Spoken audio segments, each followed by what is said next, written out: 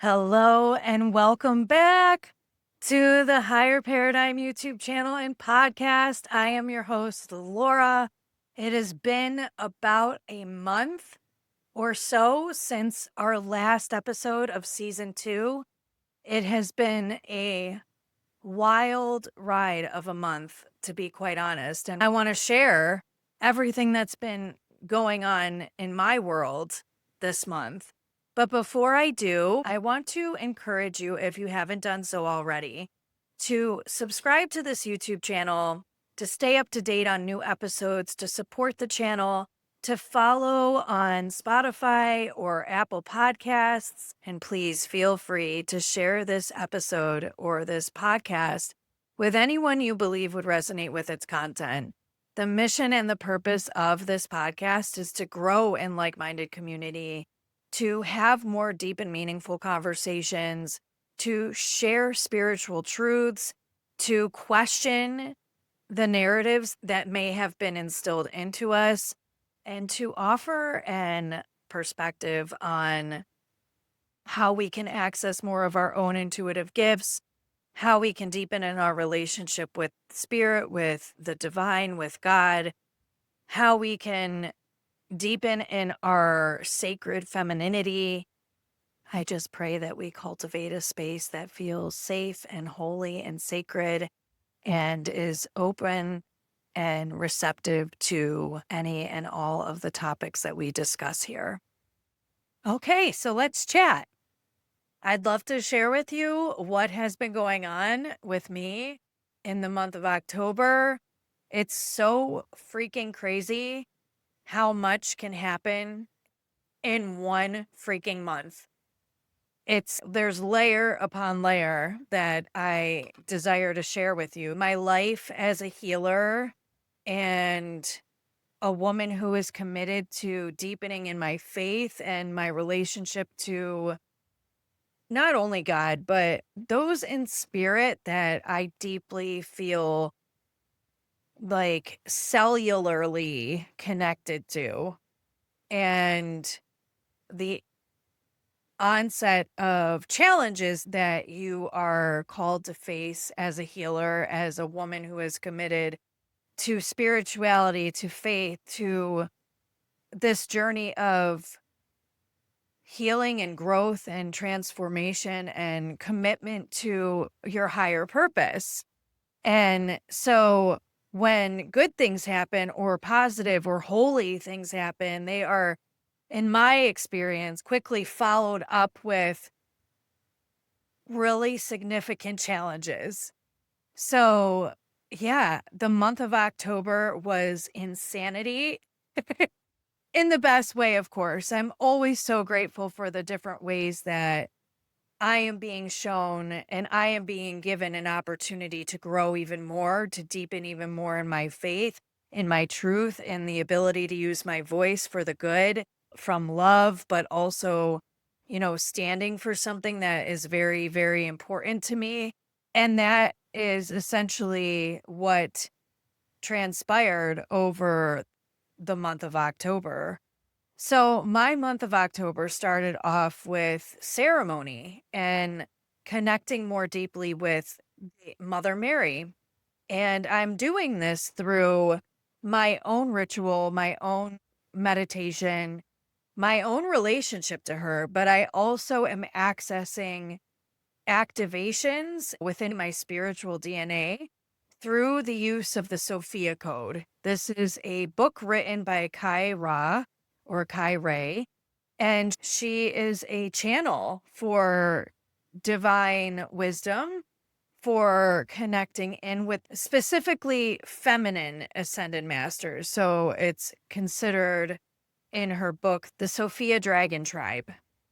And so the Sophia Dragon Tribe consists of sacred feminine embodiments, all of which did walk this planet at one time. And through their lived experience on this planet, they were able to access the divinity within them and a deeper connection with Sophia, which is considered the feminine Christ, which is a whole other can of worms. And I would love to get into this conversation more depthfully when we talk about God in terms of being Father. From my understanding, this is just a side note here. My understanding and what I know to be true is that God is mother and father. Similarly to the Sophia Code, there is this belief that there is a feminine God. There is a feminine aspect of God. It's not that there are two different gods. And that this is how I interpret it, and this is what I know to be true, but this is also how I interpret it while reading the Sophia Code, is that God is the embodiment of the feminine and the masculine. And so therefore, the feminine embodiments that are described and that we are activating within the Sophia Code are connected to the feminine Christ, are connected to the feminine embodiment of God. So that's how I understand it. That's what I know to be true from my own separate channelings, my own separate relationship with God. Is that there is a feminine embodiment at play, just as there is a masculine embodiment at play. But my mission and part of my purpose on this planet is to bring the embodiment of the feminine more into our culture, into our way of life again. Our world is operated in the masculine. As women, we have set aside our unique cyclical nature, our unique way of operating in the world to adhere to a masculine construct. And that just is not serving us. It's literally making us sick. It's causing physical health issues, mental health issues, foregoing our own feminine nature to prove something. I believe this is going against why we were created as a woman, and this need to just prove that we can do it all and we don't need a man is not serving us, but it's also not serving the next generations, our children, and so on and so forth. So I am always deeply called to connect more with the feminine embodied ancestors within my spiritual lineage. I have historically deeply connected with Mary Magdalene. Mary Magdalene has been a beautiful mentor, a guide, a role model for me as not just a woman, but as a woman who is recovering always from addiction, from demons, from darkness, from trauma.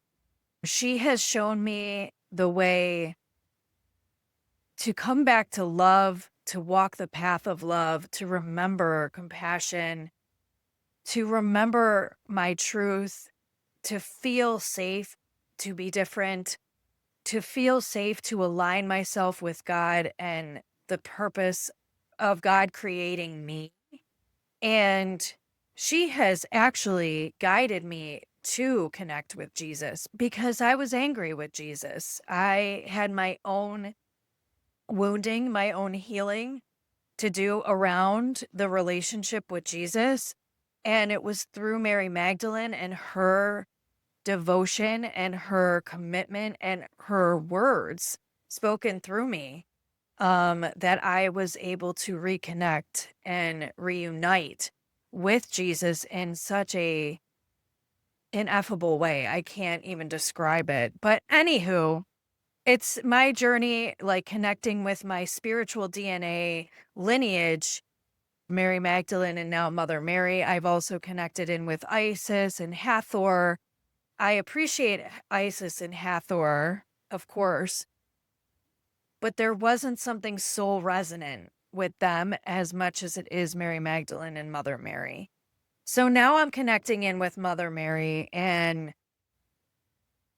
I decided to do the DNA activation to just deepen into my relationship with all the wisdom and basically the themes that Mother Mary brings into focus, and those are the parts of my DNA that I was activating.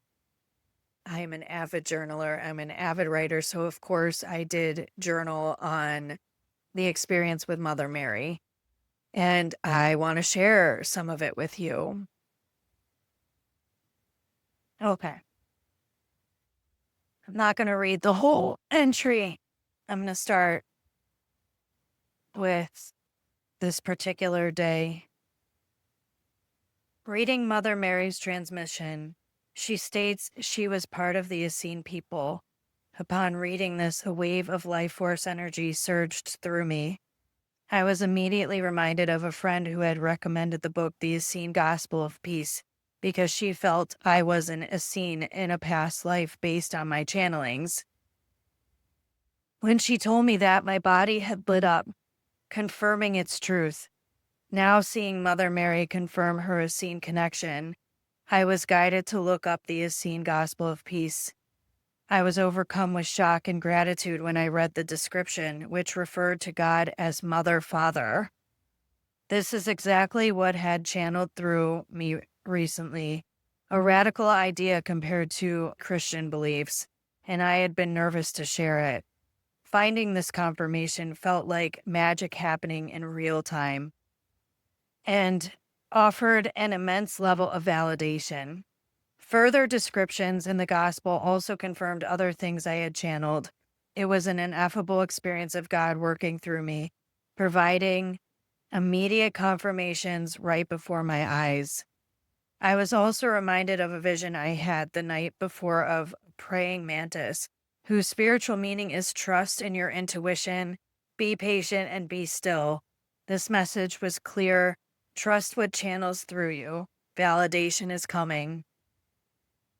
Last night while driving, the words Rose Lineage and then Sapphire Rose Lineage spontaneously popped into my mind. I immediately sensed I am the Sapphire Rose Lineage. I looked it up this morning, which confirmed the existence of a Sapphire Rose lineage devoted to feminine embodiment and its mission.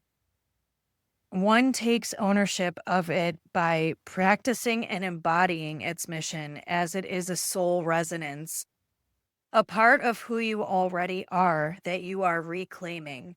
It's a devotion to honoring the feminine cycle, liberating sexuality in a deeply sacred way, and walking the path of love and compassion.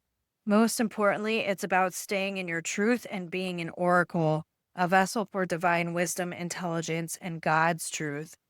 It is mind-blowing to discover that I have been embodying much of this devotion already.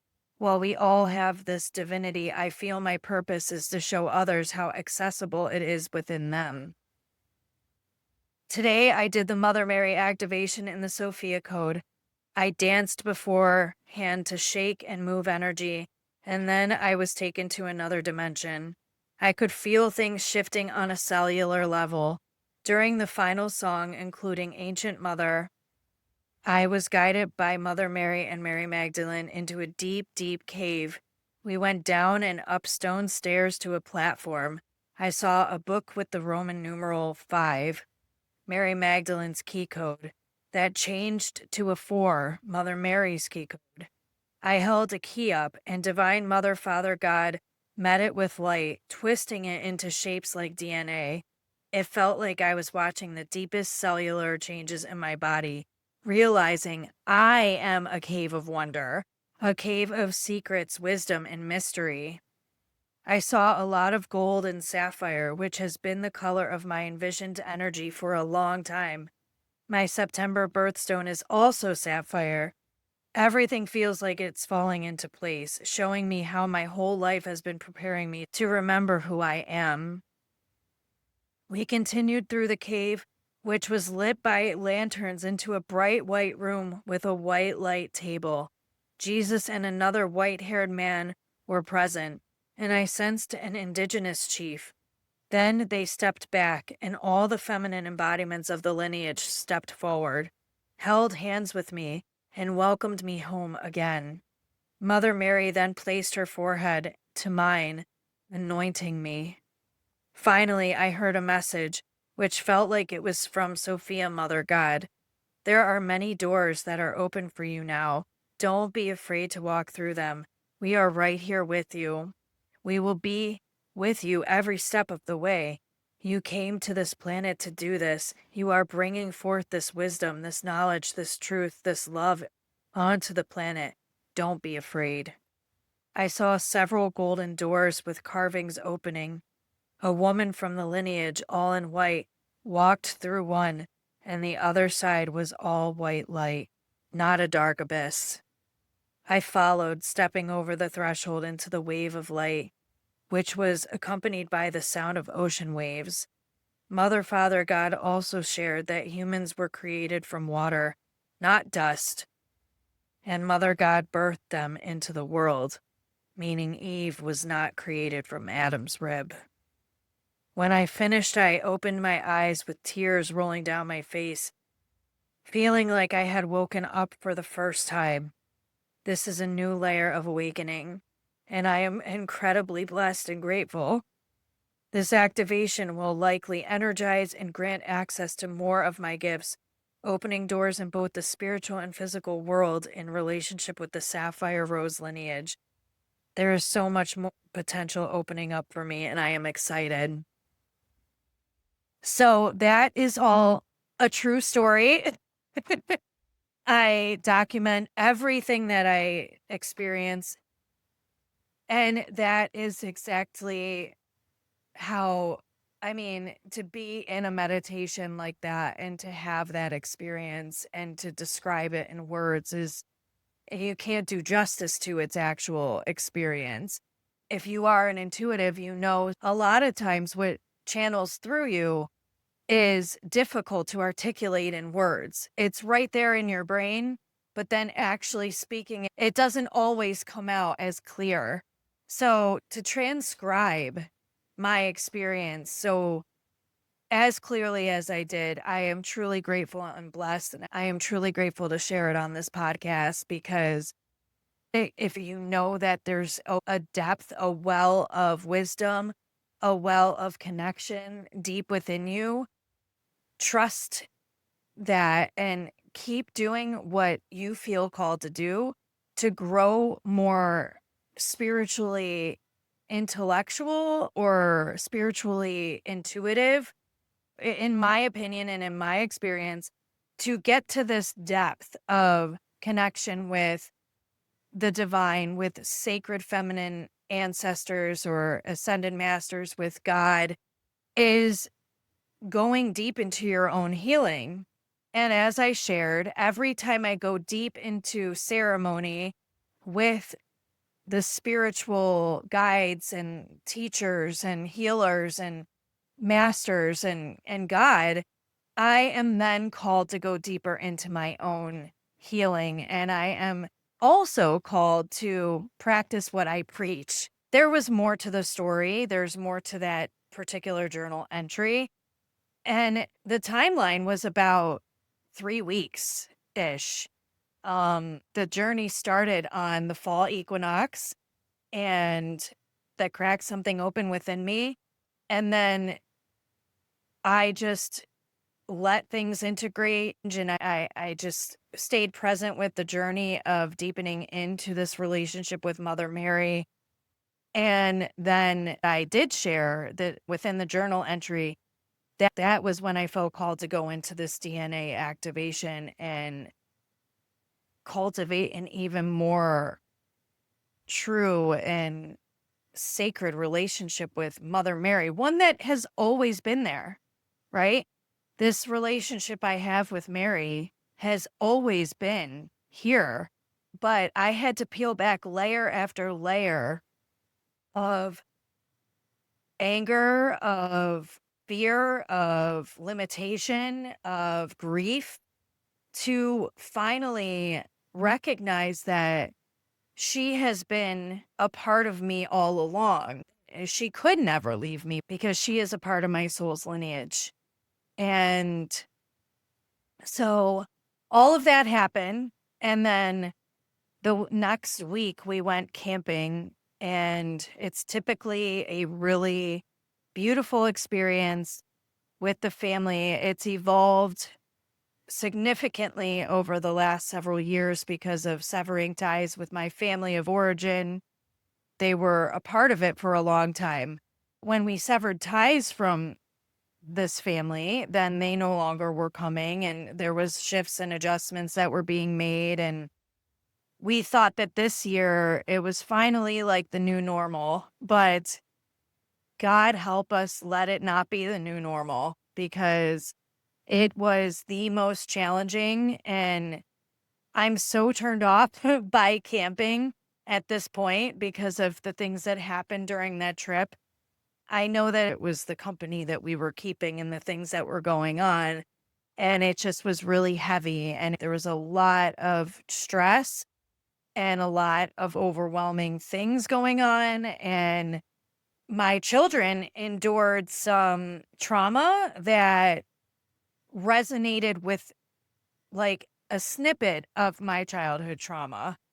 And when I go deep into these layers of truth and access more of my own purpose and align with my soul and all these things, then if usually follows up with a lesson that needs to be learned, a challenge that needs to be faced, and an opportunity to practice what I preach. So this camping trip offered me an opportunity to practice what I preach in terms of speaking my truth, but speaking truth on behalf of my children, supporting my children in a way that I was never supported growing up, and also being willing and open to surrender and trust that even if they undergo trauma, that they will not suffer in the same way that I did for the majority of my life, because of how I support and love them in the aftermath of enduring trauma or enduring really hard, tough, challenging, awful, disgusting situations.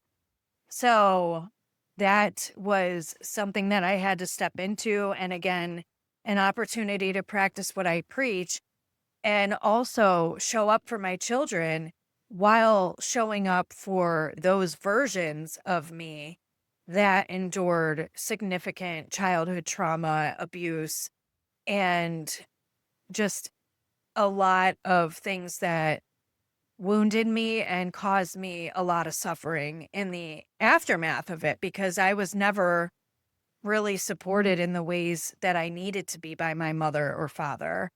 A lot of what I endured in my childhood was attributed to the lack of support thereafter enduring, the inability for my parents to be an advocate for me. There was none of that when I was growing up. A lot of what I endured when my mother was made aware, I was blamed. I was gaslit to believe that I was making things up or whatever. There was some way, shape, or form that my mother never actually took responsibility and did what a mother should do. And same goes for my father. I remember different situations where there were opportunities for him to confront somebody who had caused me harm, and he didn't really have my back in a way that felt like I was safe and like I was protected and like I mattered. So the whole thing that happened during the camping trip was deeply healing for that inner child inside of me who did not get her needs met, who was not protected, who was not supported, and who felt unlovable.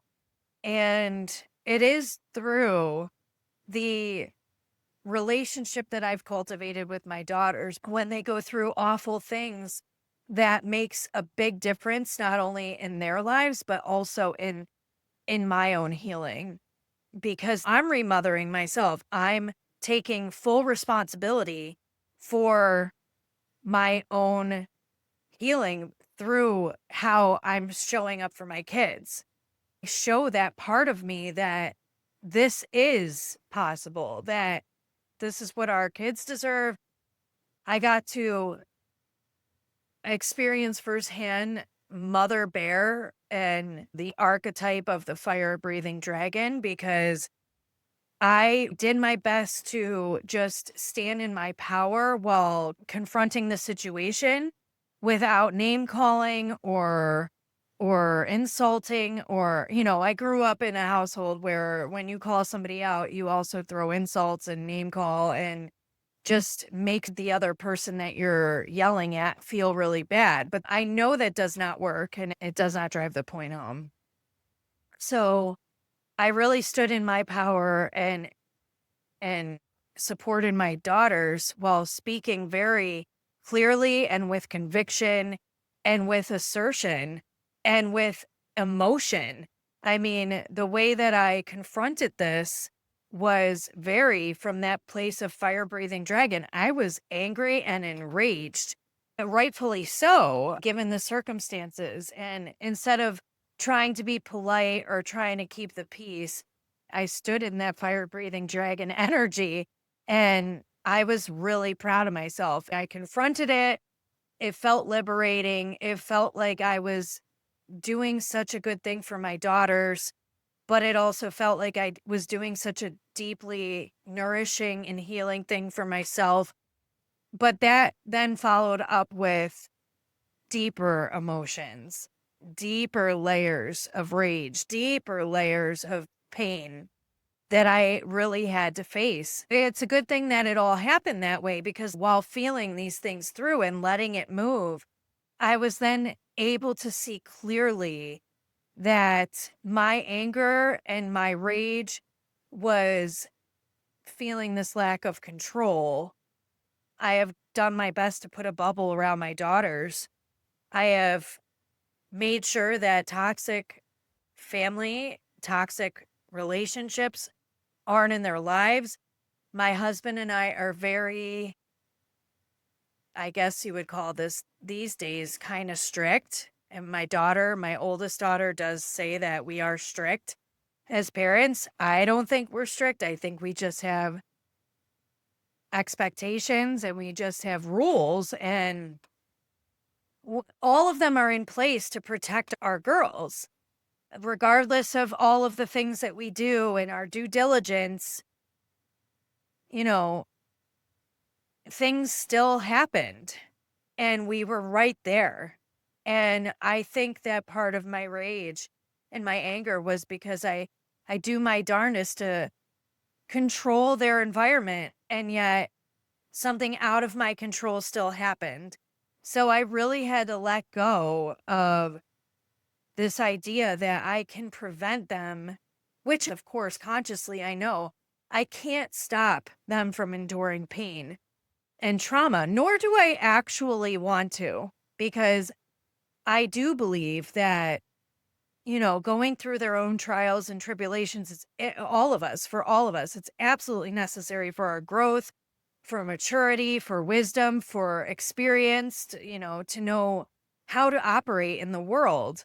But I also, at the same time, have tried to control the amount of trauma that they could possibly endure because of my own childhood. And I don't want them to ever go through even a fraction of what I went through in my childhood. But at the same time, trauma and pain and challenges are inevitable. So I had to come to peace and acceptance of that and just recognize that the difference between what I have endured and what they will endure is how I show up to support them and how they feel at home, loved, safe, freedom to speak their truth, freedom to express themselves, freedom to speak up when they are being perpetrated or, pain is being caused to them. I had to acknowledge also that the reason I found out about anything that happened to them during the camping trip is because they felt safe enough to come to me. They knew that by telling me that I would be there to support them. So, a lot of huge revelation going on. This affected me, honestly, more than my daughters did, because I was able to support them in a way that allowed them the freedom to let it go. Will we come back to it? Possibly, but they know, like, they don't have to worry because my husband and I did everything we could in the aftermath to make sure that they were taken care of emotionally, physically, spiritually, mentally, energetically, all the things. So it was really harder on me than it was on them because of the layers of healing. It didn't necessarily require it of me, but this is how I operate in the world. And this is how I choose to live my life is when things happen and challenges are faced, trauma is experienced, things are going on that are uncomfortable. I do choose to ask God, what are the lessons? What are you teaching me? What am I meant to heal? What am I learning from this? How can I grow from this? How can I let this go? And how is this going to positively impact me and how I parent my girls moving forward? So when I ask God these questions, it becomes abundantly clear yet unclear because I'll go through these things like these emotions and this heaviness and this density within my body. And I won't necessarily understand why yet, but I will understand that all of this and me feeling all of this is happening for me so that I can show up as the most empowered version of myself, feeling safe to speak my truth and be the absolute best mom that I possibly can be for my daughters so that they feel empowered in their lives. And a partner within my marriage, my husband and I having the ability to come together in challenges like that instead of pinning one against the other or letting my anger create chaos within our partnership, the healing is contributing to that. So it really was a wild ride. Then moving through all of this and being with all of this, my body then experienced the detoxification of all of it. I went into a upper respiratory illness that was just so awful. For a few days, I couldn't cough, I couldn't breathe, I needed nebulizers. I needed to really focus on getting out everything that was in my chest. And I knew on a spiritual level that this was all happening because of what had just happened and what I had just experienced from the Mother Mary activation to this whole thing that happened camping. It just made perfect sense to me. Yes, we could chalk it up to what you were just sick. There's crap going around. Absolutely, there's crap going around. But it was a spiritual experience as well. There were moments I couldn't breathe very well, and I would go and do a steam shower, and I would sit there in the steam and just meditate and connect in with my body and connect in with the divine. And it was a deeply spiritual experience to go through that illness. It did take me out, though, for like 2 weeks. I'm still recovering from it. I have been told by a couple different healers that I have seen and received medicine and received healing work from that I'm still carrying a lot of grief in my chest.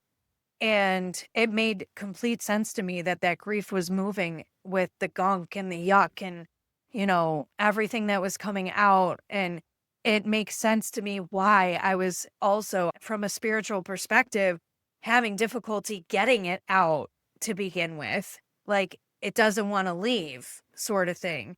Like my body is clinging onto this. So there was this trusting that I can take care of this and doing what I need to do at home, and also connecting in with my body and saying it is safe to let go of this density. Through the steam showers, there was crying and there was movement of sadness and grief and all those things. So it was a deeply spiritual experience.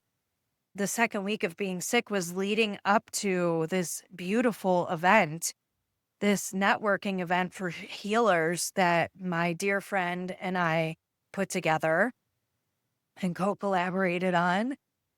And it was like, I'm not going to let this stop me. This illness cannot hijack this beautiful opportunity to bring healers together.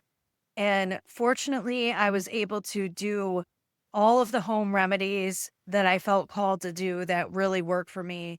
And I was able to get to this place where I was able to hold the space with my collaborator in such a beautiful way. And I did a couple things ahead of time so that I wasn't stuck in a coughing fit or whatever during our beautiful event.